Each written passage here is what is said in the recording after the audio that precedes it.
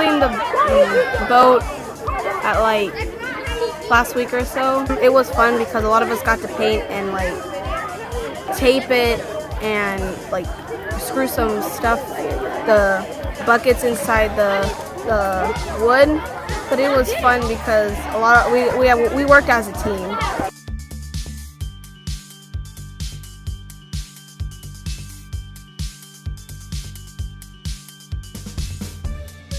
Our boat is luxurious and it has one of Mr. Barch's favorite drinks on it. It has a tarp and buckets to support it. And there is milk jugs and water bottles inside the bucket, and it can go down the stream of Overall Creek.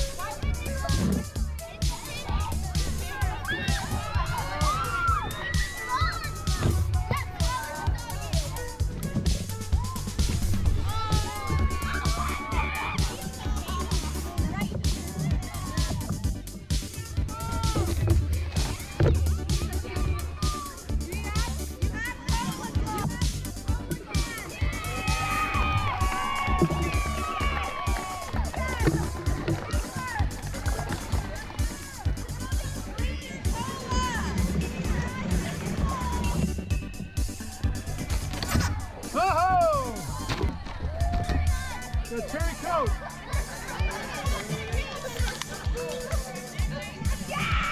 We got it.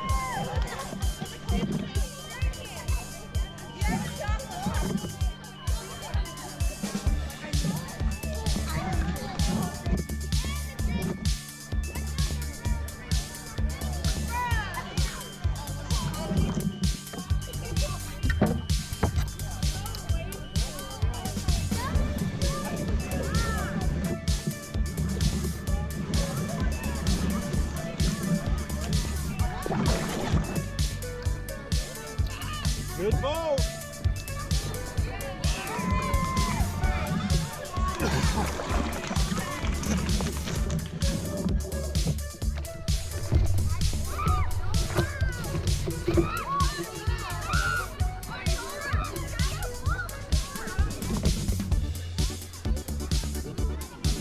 There's music on this boat too, right here.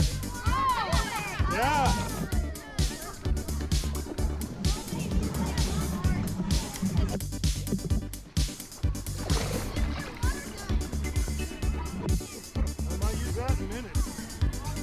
Looks good. This is Miss Doll's boat. Who's it? Pace. Good job, Miss Pace's class. This is awesome.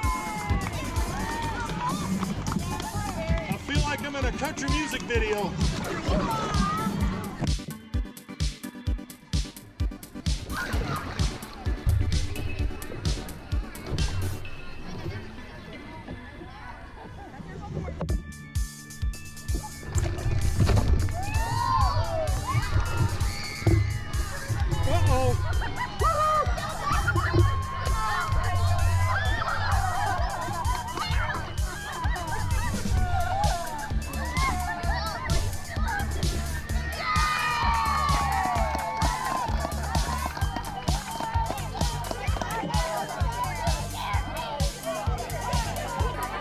So we are here to talk about our boat, or our pontoon that we built for Mr. Barch at Overall Creek Elementary. Cohen is going to tell us about the measurements and the flotation to our boat. For our boat, we use 5-gallon buckets for flotation. Each gallon of space can hold 8.34 pounds of weight. Since they're 5-gallon buckets, each bucket can hold about 40 pounds. When you multiply that by the 16 buckets we have almost 670 pounds of flotation. Now I'm going to talk about the way and how we decided how we wanted our boat to look. We wanted it to look nice because we had to make it to fit Mr. Barch's needs, and he wanted it to be a luxury pontoon. So what we had done is we decided to put PVC pipes all sticking up, and then we put a tarp over it for shade, and if it rained, then yeah, for luxury pretty much. And then Cohen is going to tell us about a little bit more about the buckets and what's inside.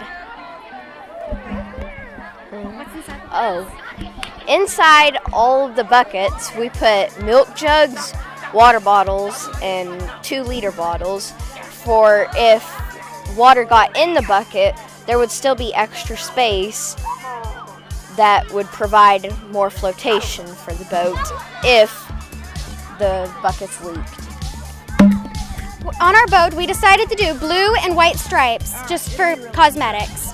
We also decided to spray paint all of the buckets red just so they were matching colors.